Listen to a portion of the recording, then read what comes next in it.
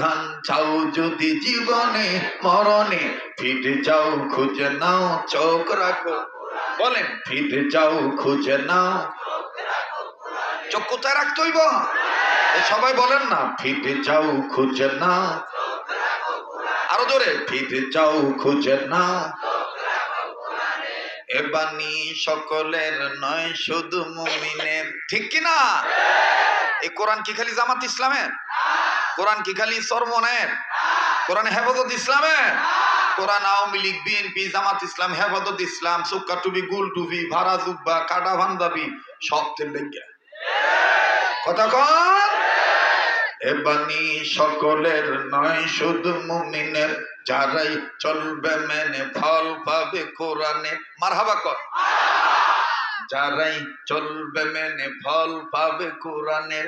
ঘরে বলো কিবা রাষ্ট্রে বলো, গাম্ভীর্যতা নিয়ে কইবেন, একেবারে ভয় পাইবেন না। হ্যাঁ যাতে ভয় পায়। আমগো দেশে তো দেখবেন যদি কেউ করে নৌকার গুরু, ভাই আপনার কোন গুরু হোক নৌকা, আমনে ডানেশি কাকা, আমনে লাঙ্গল, আমনে জঙ্গল। জঙ্গল বুঝেন তো? গাছ। কি গাছ। আর আমাগো অবস্থা এমন হয়েছে, কিছু কিছু এই মুসলমানদের ইসলামী আন্দোলন করি হামলা মামলার ভয়ে আমাকে যদি জিগায় আমনের কোন দল হুজুর, কয়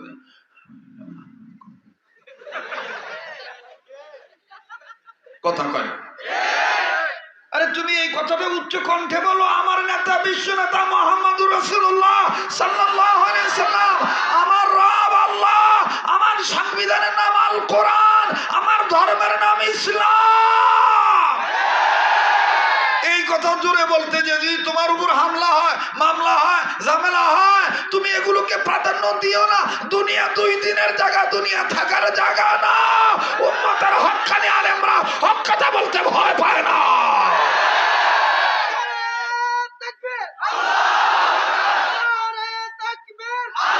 হইছে ভাই, হইছে ভাই, আমার কথা আগাইতে দাও।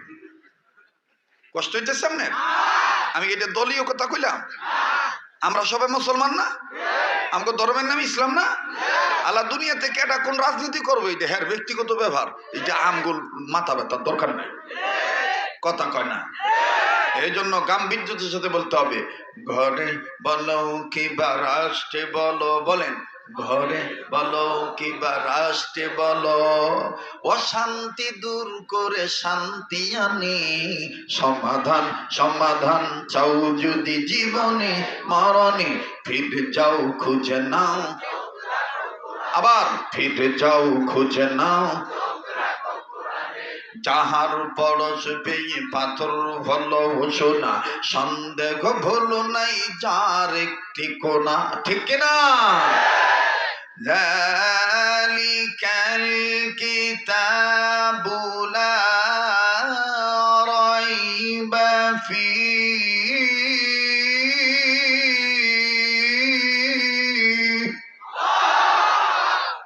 এ কথা কার? আল্লাহর কথা। এ কোরআনের কোন কথায় ভুল আছে? সন্দেহ আছে? সন্দেহ নাই। কেউ ডাইন বাম দিক থেকে ভুল ঢুকাইতে পারবে? ইচ্ছা করলে পারবে? وَإِنَّهُ لَكِتَابٌ عَزِيزٌ لَا يَأْتِيهِ الْبَاطِلُ مِنْ بَيْنِ يَدَيْهِ وَلَا مِنْ خَلْفِهِ تَنزِيلٌ مِنْ حَكِيمٍ حَمِيدٍ।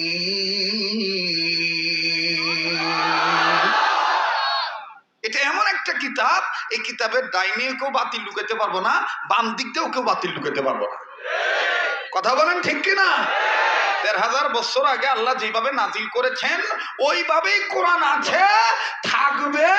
কেউ এইটাকে কাটছাট করতে পারবে না। যারা কাটছাট করার পক্ষে সমর্থন দিবে, যারা কাটছাট করতে চাইবে, বুঝতে হবে এরা নামের মুসলমান, এরা কামের মুসলমান হতে পারে না।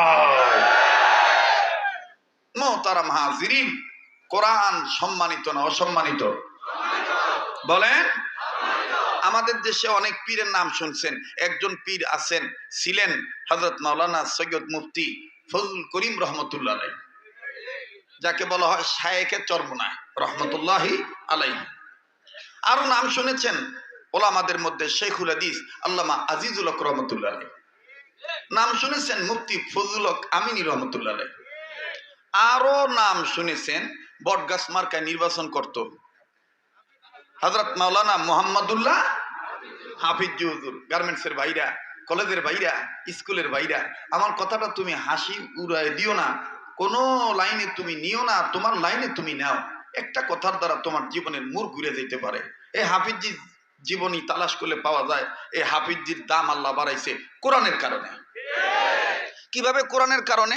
হাফিজ হুজুর রহমতুল্লাহ আলাইহ একবার ফরিদপুরে, তখন তিনি স্কুলে লেখাপড়া করেন। কোথায় বলেন? কোথায়? ফরিদপুরে। তো সহপাঠীর সাথে, ক্লাসমেটের সাথে তিনি যাচ্ছেন ক্লাসে, স্কুলে যাচ্ছেন। যাওয়ার প্রতিমধ্যে হঠাৎ করে রাস্তায় নজর করে দেখেন কোনো এক কর্নারে কোরআনের আয়াত লিখিত একটা কাগজের টুকরা ময়লা আবর্জনা জড়িতভাবে যুক্তভাবে পড়ে আছে। হাফিজ হুজুর থেমে গেলেন, স্টপ হয়ে গেলেন। শুনতেছেন আপনারা? স্টপ হয়ে গেলেন, স্টপ হয়ে গেলেন, দাঁড়িয়ে গেলেন, থমকে দাঁড়াইলেন। তো সহপাঠী বলতেছেন, কি ভাই স্কুলে যাবা না? ক্লাসের টাইম তো একেবারে কাছাকাছি, দেরি করতেছি কোনো? বলে, ভাই তুমি যাও, আমার চোখের সামনে একটা কোরআনের আয়াত লিখিত একটা কাগজের টুকরা ময়লাযুক্ত অবস্থায় পড়ে আছে, আমি এইটারে ধুইয়া পরিষ্কার করিয়া এমন একটা জায়গায় রাইখে আসি যাতে মানুষের পাও না পড়ে। সুবহানাল্লাহ কইবেন না? তো এইবার ওই ছাত্র চলে গেছে। মুহাম্মদুল্লাহ হাফিজ হুজুর বইগুলা, গাছের অনেক ডাল আছে দেখবেন শোকেসের মতন, অনেক গাছের কিছু ডাল আছে না যে কিছু বস্তু রাখা যায়, এই বস্তুর মধ্যে এই দুই ডালের মাঝখানে বই পুস্তক সুন্দর করে সাজায় রেখা ওই ময়লাযুক্ত কোরআনের আয়াত লিখিত কাগজের টুকরাটা নিয়া, পাশেই তো আড়িয়াল খা নদী, পদ্মা নদী, এই পদ্মা নদীর পানিতে উনি সুন্দর করে ধুইলেন। ধুইয়া পরিষ্কার করার পরে এখন উনি চিন্তায় পড়ে গেলেন যে আমি এটা রাখবো কই, আজকার রাইখা যাবো, আবার বাতাস আইবো উড়াই নিয়ে আর এক জায়গায় ফালাইবো, আবার ময়লা ধরবো।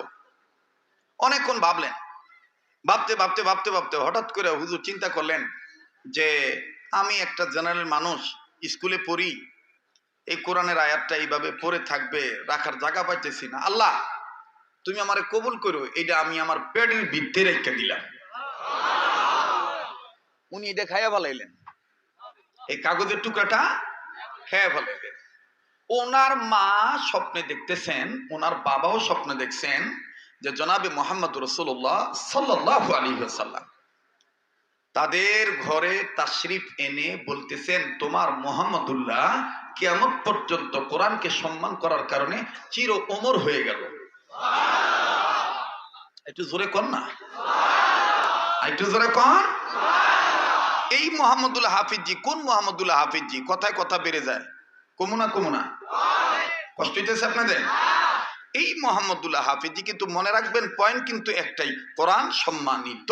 কোরআন, এই কোরআনকে যারা মহব্বত করে, এই কোরআনকে যারা শ্রদ্ধা করে, এই কোরআনের শিক্ষার পক্ষে যারা দান করে, এই কোরআনের শিক্ষাকে যারা সম্মান করে, আল্লাহ তাদেরকেও সম্মান বাড়ায় দেয়। ঠিক কিনা বলেন? এই মুহাম্মদুল্লাহ হাফিজ হুজুর রহমতুল্লাহি আলাইহি কোনো একদিন কোনো এক দাওয়াতে গেছেন। দাওয়াতে যাওয়ার পরে উনি এই এক নাম্বার অর্থাৎ পেশাবের জরুরত ধরছে। লোকদেরকে বলতেছে তোমাদের পেশাবখানা কোন দিকে? বলে এই দিকে। পেশাবখানায় উনি বসছে, নজর করে দেখে পেশাবের জায়গায় কিছু বাদ পড়ে আছে। মাদ্রাসা ছাত্ররা তোমরা এই কথাটা শুনো, বাদ পড়ে আছে। হুজুর পেশাব করলেন না, পেশাব না কইরা বাম হাতের কাপড় সুন্দর করে গোছাইয়া বাম হাত ওই পেশাবখানার ভিতরে ঢুকাই দিয়ে একটা একটা একটা করে সব বাদ উনি খুঁইটা খুঁইটা তুললেন। তো লোকেরা কইতেছে, হুজুর এটা কি করতেছেন? পেশাবখানার বাদ আপনি তুইলে এটা কি করবেন? আমারে আমার কাম করতে দাও। পেশাবখানা থেকে বাদ তুইলা উনি এটা 1 থেকে 14 বার ধুইলেন। ধোয়ার পরে উনি সুন্দর করে নিজের পকেট থেকে রুমাল বের করে রুমালের মধ্যে ভাত কয়টা নিলেন।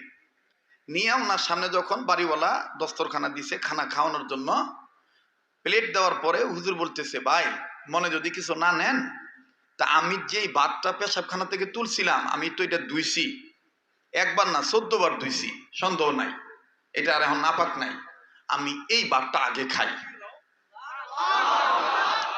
আজকে আমাদের বিভিন্ন স্কুল কলেজ মাদ্রাসা মসজিদের ওযুখানা ড্রেনে বাদ পড়ে থাকতে দেখা যায়, কথা কয় না?